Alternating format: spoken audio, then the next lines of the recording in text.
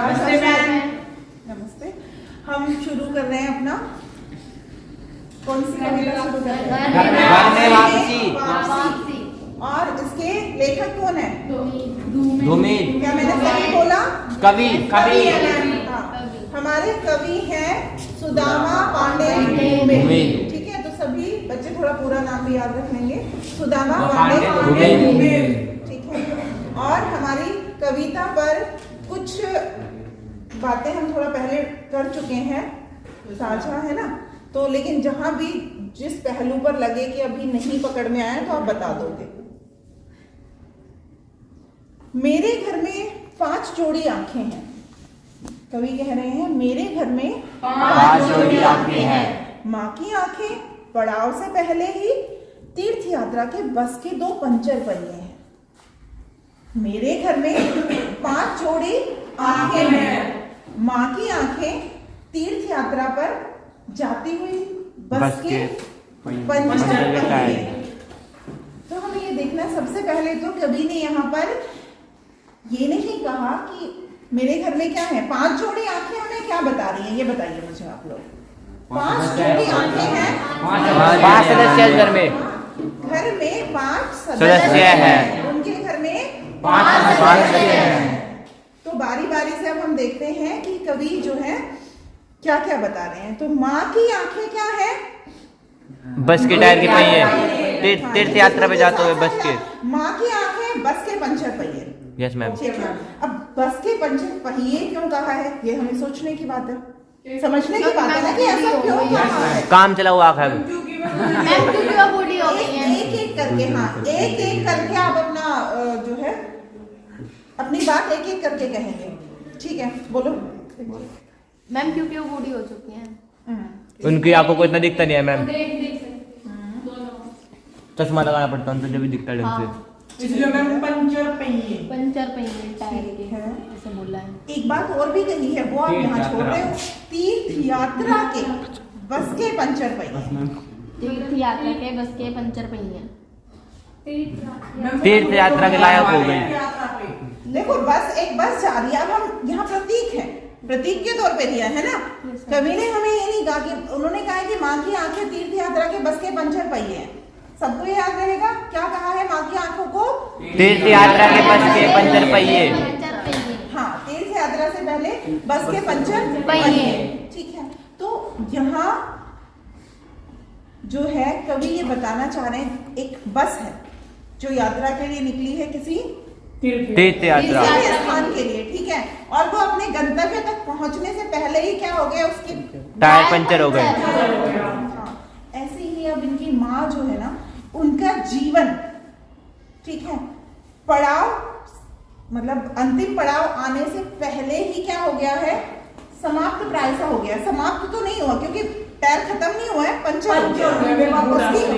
हाँ, उसमें से, क्योंकि अब जब एक टायर कब तक काम कर सकता है, जब उसमें हवा होती है, तो वो अपने गंतव्य तक पहुंचने के लिए अपनी पूरी गति के साथ आगे बढ़ता रहता है। लेकिन अगर उसकी हवा निकल जाती है तो वो अपनी गति से आगे नहीं बढ़ पाता, घिसता है ना। हाँ, और अगर उसी उसमें थोड़ा और चलेगा तो फिर जल जाता है, फट जाता है, यही होता है ना। तो ऐसे ही माँ की जो उनकी आंखें का मतलब उनकी माँ की आंखें, अब यहाँ माँ है, ठीक है। एक तो उनकी माँ की आंखें क्या है, समय से पहले ही उत्साहहीन हो गई है।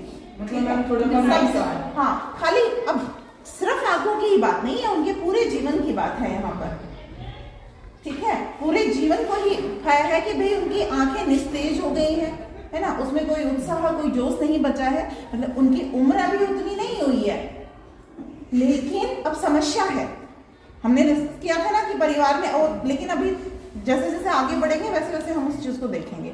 तो सिर्फ यहाँ माँ की आंखें बस के पंचर पहिए हैं। तो पंचर पहिए क्यों कहा है ये हम समझ रहे हैं इस समय, ठीक है।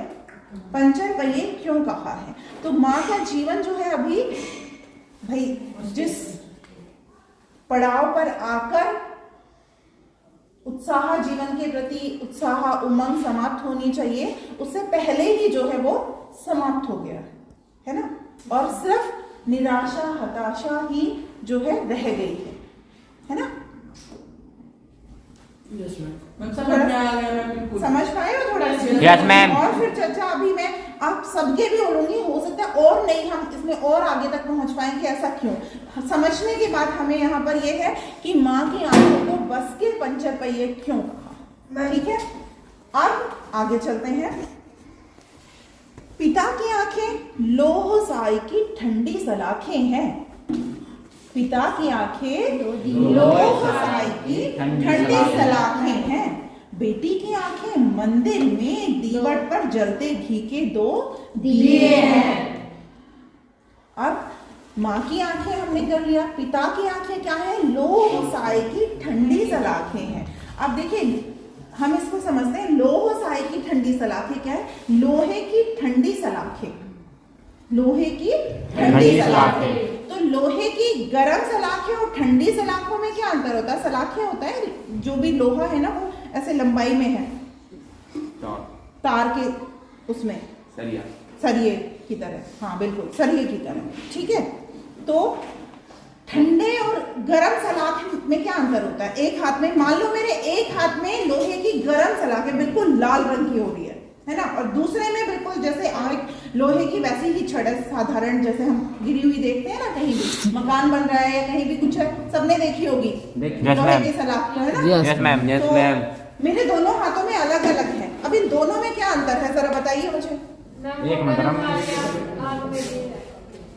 गरम वाली आग में नहीं, वो तो उसके पहले की स्थिति है ना। एक मिनट थोड़ा हाँ, उस चीज को पकड़ने की कोशिश करें कि क्या, देखिए आग में दी गई है तभी वो बिल्कुल ऐसे लाल, लोहा जो बहुत गर्म होता है तो देखते हो ना लाल हो जाता है पूरा, है ना? एक हाथ में वो है और दूसरे में बिल्कुल ठंडा है। तो इन दोनों में क्या अंतर है? मतलब ये दोनों की सिचुएशन में क्या अंतर है? दोनों को किस तरीके से देखते हो आप? मैम वो तो जला देगी आपको। हाँ हाँ, जो भी आपके एक खुशबू ने कहा है कि जो गर्म वाली है वो जला देगी हमें, बिल्कुल। और ये वाली मैम ये वाली नहीं जलाएगी, जलाएगी तो नहीं, है ना? जलाएगी तो नहीं, बट अगर मारो तो चोट तो दे सकती है। अगर हम इस उसमें देखें, इस परिदृश्य में देखें कि ये हमें जला सकती है तो ये चोट तो पहुंचा सकती है, ठीक है? पर यहाँ इसी के साथ में यहाँ एक अलग पहलू दिखाया है कवि ने कि जो ये होती है ना लाल सलाख, इसको हम किसी भी तरीके से बदल सकते हैं, कोई भी नया रूप देना चाहे ना वो दे सकते हैं।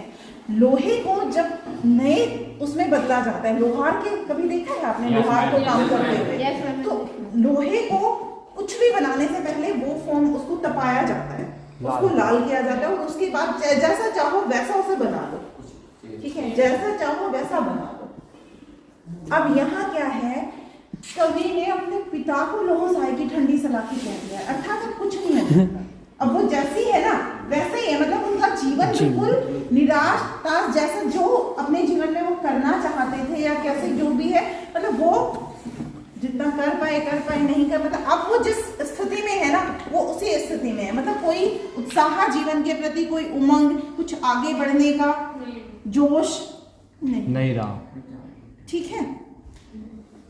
ठंडी सलाखें क्यों कहा है, समझ पाए? Yes, ma'am. गरम सलाख का यहाँ तात्पर्य है प्रतीकात्मक, उसमें जल रहा है सब। तो गरम सलाख का तो है कि जैसा चाहे वैसा उसको हम परिवर्तित कर सकते हैं। तो गरम सलाख अगर पिताजी होते तो हम क्या कहते कि कवि क्या मतलब तुलना कर रहे हैं, क्यों बता रहे हैं कि भाई उनके जीवन में इतना जोश, उत्साह, उमंग है कि वो जैसा चाहे वैसा अभी भी करने में सक्षम है, जैसा चाहे वैसा करने में अभी सक्षम है, समर्थ है, समर्थ वो वैसा कर सकते। लेकिन अब वो क्या है, लोह साई की ठंडी सलाखें होगी। लोहों की सलाखें जब ठंडी हो जाती हैं, गरम सलाखों को जैसा चाहे वैसा बना ले, बट ठंडी होने के बाद वो जैसी है वैसी ही रहेगी, उसमें कोई भी परिवर्तन नहीं आएगा। उसके रूप, आकार, प्रकार या उसकी उपयोगिता में सब चीजें आ जाएगी बेटा यहाँ, रूप, आकार, प्रकार और उपयोगिता, ठीक है? एक लोहे की सलाख का रूप, आकार, प्रकार बदलना तुम समझ गए। उपयोगिता मतलब हमने एक लोहे के टुकड़े से एक से कुल्हाड़ी बना दी, एक से हमने मंदिर में रखने का जो नीचे एक पट्टा सा बनाते हैं वो बना दिया, तो उपयोगिता अलग अलग हो गई ना दोनों की। एक किसी को स्थान देने के लिए है, ठीक है, या उपयोगी और भी बहुत सारी चीजें बनती हैं। कुल्हाड़ी भी वैसे उपयोगी ही है। तो कहने का मतलब है कि अलग अलग चीजों में गढ़ा जा सकता है उसको। जीवन गढ़ने की क्षमता है किसमें? गरम सलाख में, लेकिन ठंडी में ऐसा कुछ नहीं है। तो वही बात यहाँ अपने पिताजी के लिए बताना चाहते हैं। तो समझ रहे हो? समझ पाए? ठीक है। माँ की आंखें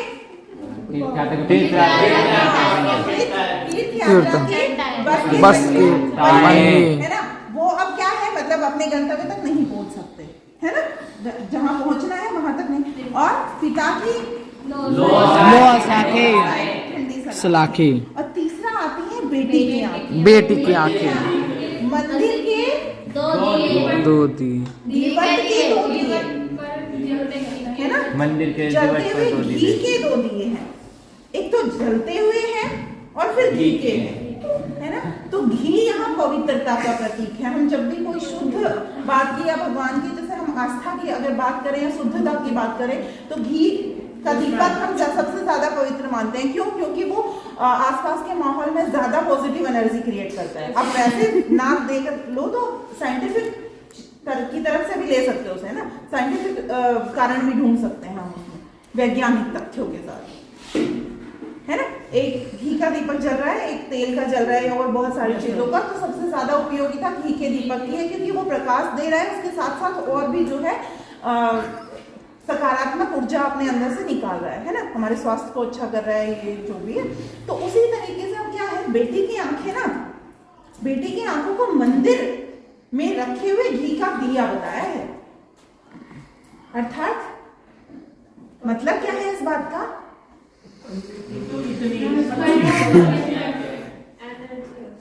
हाँ, साफ दिखता है। दीपक, हाँ, इस व्यापक परिदृश्य में हम ले सकते हैं इसको। देखो मंदिर में, तो मंदिर क्या होता है? पवित्र स्थान होता है, जहाँ सब मंदिर के प्रति आस्था रखते हैं, है ना। वहां से निकलने वाला चाहे किसी भी धर्म का कोई भी, उस स्थान के लिए एक बार वहां जाकर सबके अंदर एक बार सकारात्मकता आती है ना, सकारात्मक ऊर्जा का संचार होता है उस परिवेश में, उस परिदृश्य में जाकर। तो ऐसे ही इनकी बेटी, और फिर जलता मतलब उसमें ओज है, जोश है, उत्साह है, जीवन के प्रति उमंग है ना, जीवन को जीने की लालसा, जीवन को जीने की लालसा है ना। और फिर दरवाजे पे रखे हुए दीवट पर, है ना, तो दरवाजे पर रखा हुआ क्या है? सभी को आने जाने का सही तरीके से, मतलब रास्ता दिखाने के लिए, सही रास्ता दिखाने के लिए भी, है ना। दीवट पर रखा हुआ मतलब राह पर खड़े हुए, अब सही गलत राह चुनने का पूरा मतलब जो है उतनी सामर्थ्य, है ना। तो हम जितना इसको बारीकी से चाहे ना, उसका एक व्यापक ले सकते हैं, पर हमें अपने, क्योंकि ये भी रखना है ना, वरना चर्चा को बहुत आगे उसी में ना खींचे। मेरी हमें ये समझ आ जाए कि ऐसा क्यों कहा गया है, इसका उत्तर हमें मिल जाना चाहिए। तो क्या सक्षम हो आप इस बात को, अगर प्रश्न आ जाता है कि बेटी की आंखों को जो है दिए क्यों कहा गया है, मंदिर में रखे हुए दिए के समान क्यों कहा गया है? देखिए, वहां मंदिर के दीपक के सामने आप एक आस्था वाला पक्ष ले लीजिए, वहां जाकर कोई कैसा ही हृदय क्यों ना हो, दुखी हो, खुश हो, हर कोई माथा टेकने जाता है ना, हर कोई अपने मन की बात, वहां सबको ये लगता है कि हाँ ठीक है, यहाँ पर एक सकारात्मकता होती है, जीवन के प्रति एक उत्साह, एक उमंग, एक संचार, एक अच्छे होने की संभावना होता है ना ये। तो उन सब पहलुओं से कुल मिलाकर बात यह है कि जो बेटी की आंखें क्या है ना, उनमें उत्साह है, जोश है, उमंग है, जीवन के प्रति आगे बढ़ने की ललक है ना। एक प्रज्वलित दीपक जब जलता है तो आसपास प्रकाश बिखेरता है।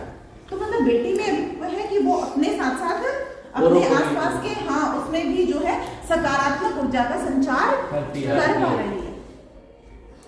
ठीक है, अब आगे चल।